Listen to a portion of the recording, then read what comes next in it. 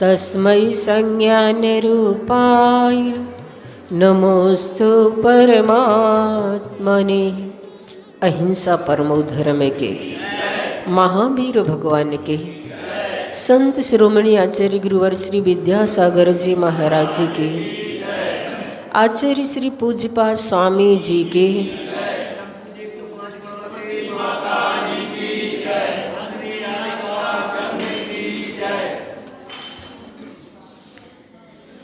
आचार्य पूज्यपाद स्वामी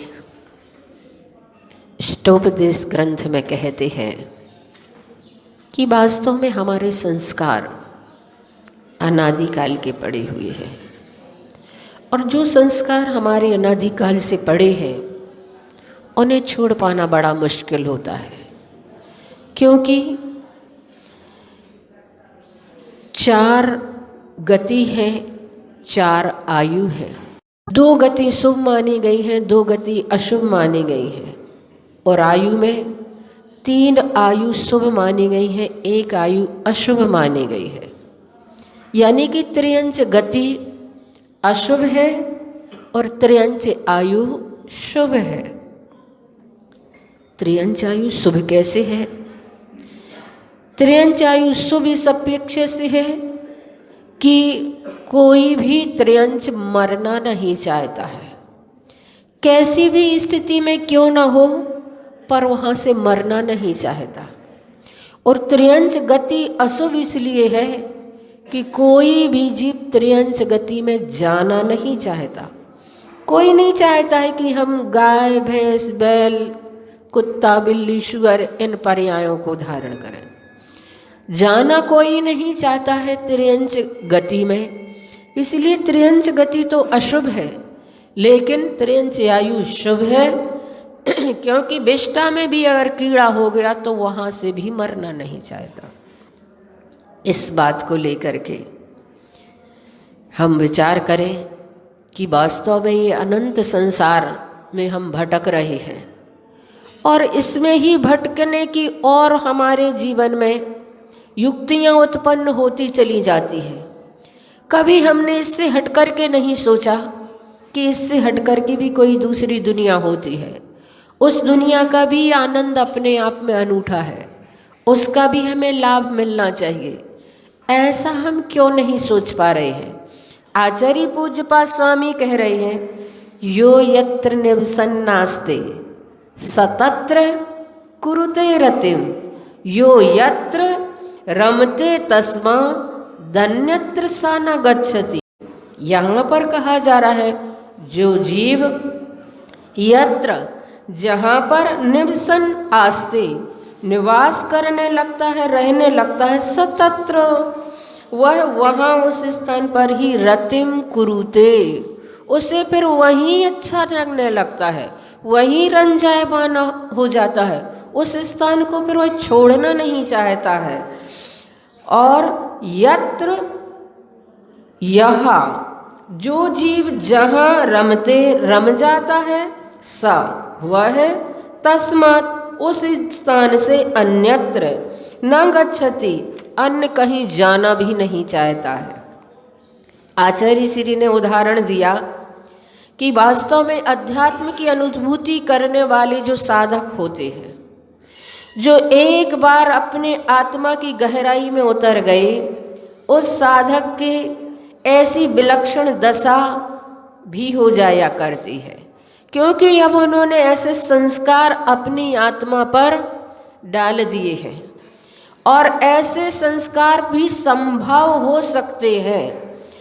और इसके लिए कहा है कि अध्यात्म की अनुभूति की दशा अद्भुत दशा है।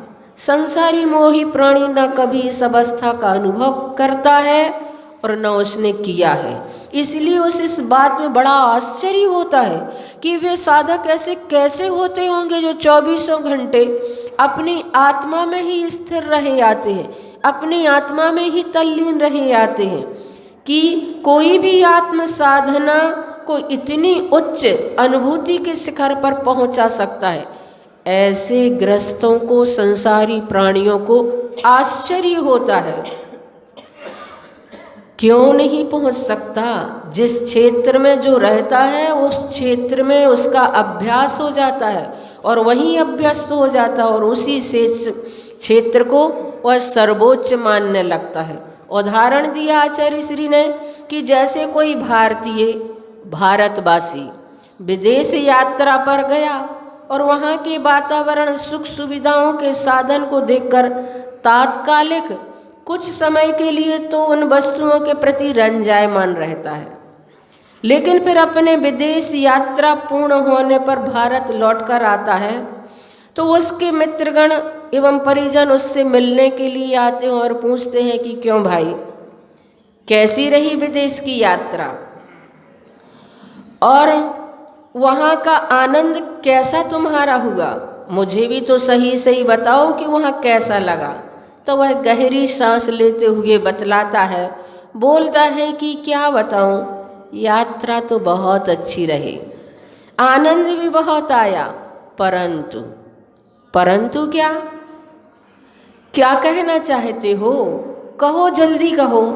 तब वह बताता है कि यात्रा तो विदेश की करता रहा, लेकिन अपने भारतीय और भारत देश की याद हमेशा आती रही। सोचो, विचार करो, यात्रा विदेश की करते रहे लेकिन भारत की याद आ रही है, यह सब क्या है, यह क्या आश्चर्य है।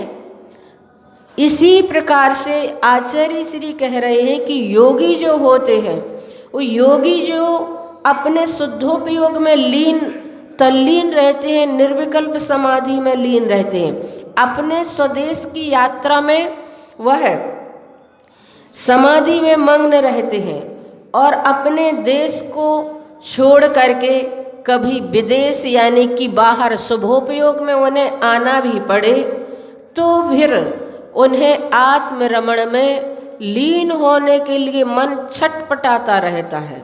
बाहर की क्रियाओं को करते हुए भी वे अपने भीतर आत्म तत्व को अपने स्मरण में करते रहते हैं।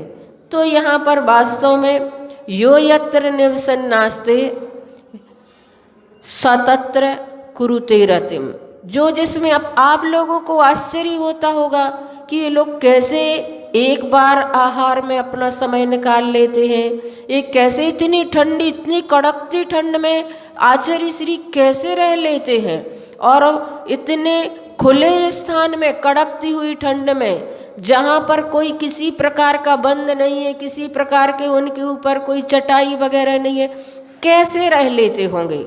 लेकिन जो वास्तव में इस प्रकार की साधना कर लेता है उसका मन पर उसी में ही लगा रहता है, उसी में ही उनको आनंद आता है, उनको उस पर विजय प्राप्त करके बहुत ऐसी खुशी होती है कि जैसे उन्होंने अपने आत्म स्वरूप को प्राप्त कर लिया हो।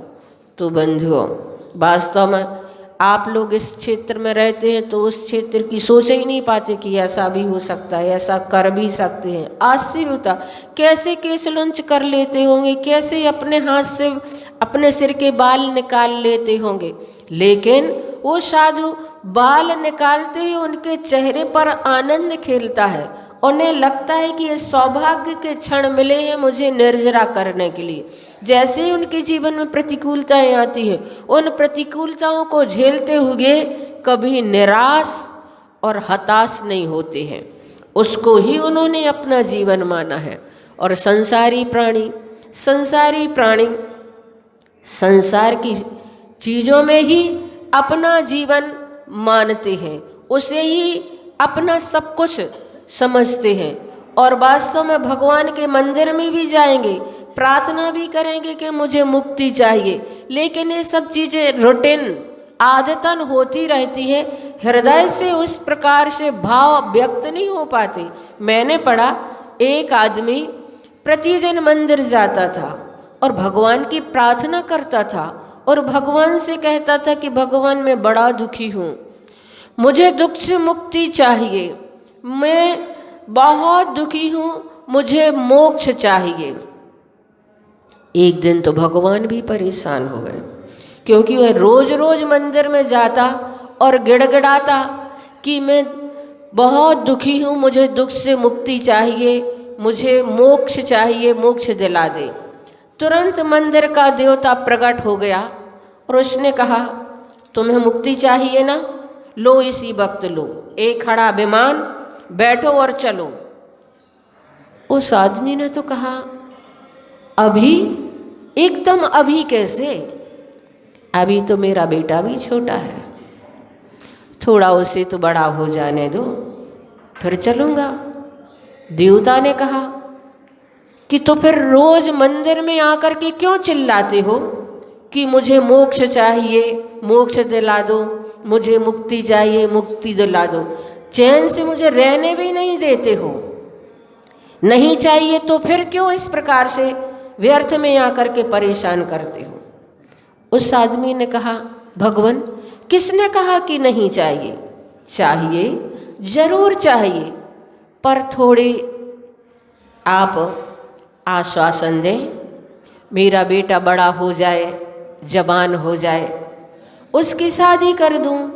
मेरे बिना उसकी शादी भी कौन करेगा? इसलिए आप आश्वासन दें कुछ दिन का। भगवान तो कह करके, देवता कह करके अंतर्धान हो गए, तथास्तु कह करके, और वो तो अपने स्थान पर चले गए। और यहाँ इसका बेटा बड़ा हो गया, शादी करके जैसे ही वापस लौटा, फिर देवता प्रकट हो गए। अब तो बेटे की शादी हो गई, चलो। उसने कहा, आप इतनी जल्दी क्यों मचाए हुए हो? अभी तो शादी करके लौटा हूँ, थोड़ा बेटे का बेटा भी तो हो जाए, उसका भी तो मुख देख लूँ, फिर चलूँगा। और कुछ समय बाद बेटी का बेटा भी हो गया, स्कूल भी जाने लगा।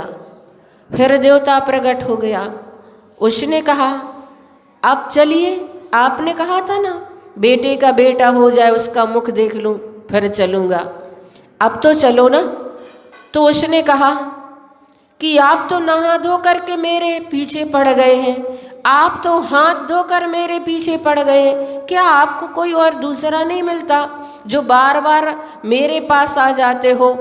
और खबरदार, मैं तो आदतन मंदिर आऊँगा और प्रतिदिन कहूँगा कि मुझे मोक्ष चाहिए, मोक्ष दिला दे, मुझे मुक्ति चाहिए, मुक्ति दिला दे, लेकिन ध्यान रखना भूल कर प्रकट मत हो जाना।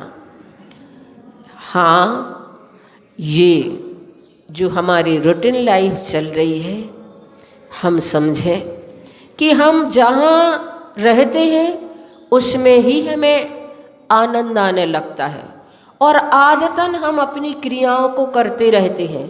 रूटीन लाइफ हमारी चलती रहती है। भावपूर्वक हम कभी भी भगवान के चरणों में अपने भावों को भी प्रकट नहीं कर पाए।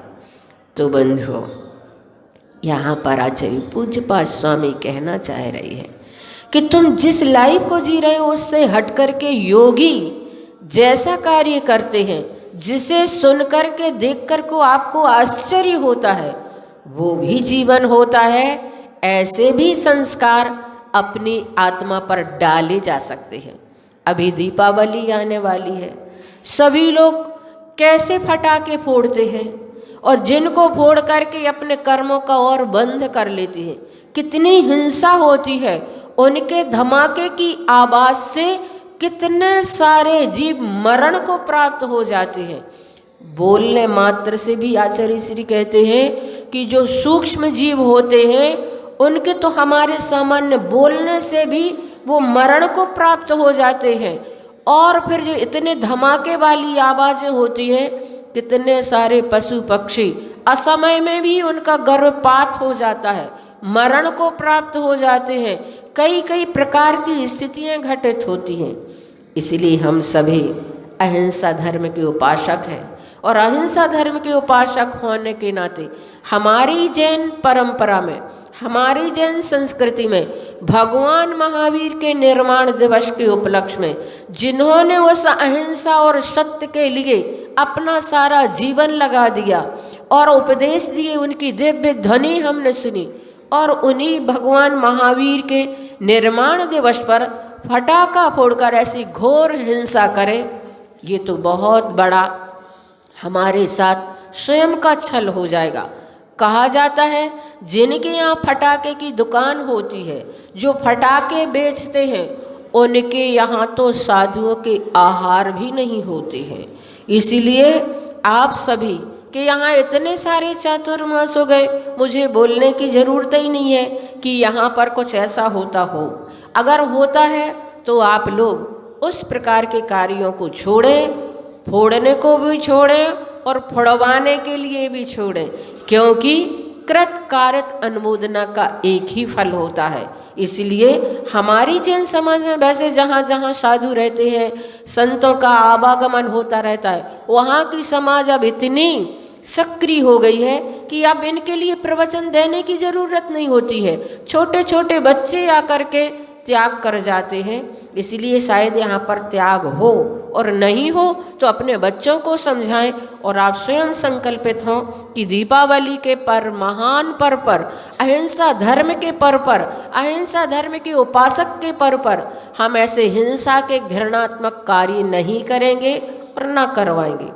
और एक बात और, यहाँ पर जनगणना के जो फार्म भरे जा रहे हैं, कुछ लोगों ने भर दिए हैं, कुछ लोग शेष रह गए हैं। आप सभी उस कार्य को भी करें ताकि उससे जो होने वाले लाभ हैं वो हमें प्राप्त हो सकें। समय अपना हो चुका है, 9 बार बड़े बाबा का जाप करेंगे। ओम ह्रीं श्रीं क्लीं मैं बड़े बाबा नमः।